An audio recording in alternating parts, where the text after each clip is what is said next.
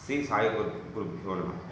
ಈ ದಿನ ನಾವು ದ್ವಾದಶ ಭಾವ ಸೌರನ ಶುಭ ಫಲ ಹಾಗೂ ಉಪಾಯಗಳನ್ನು ತಿಳಿದುಕೊಳ್ಳೋಣ.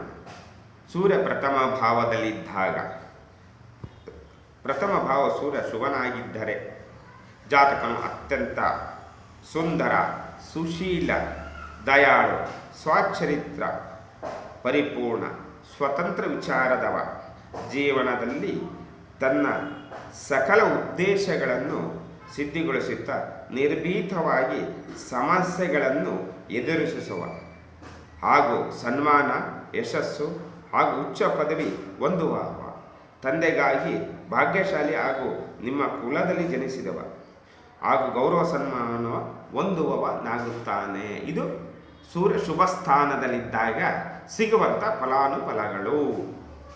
ವಂದನೆಗಳೊಂದಿಗೆ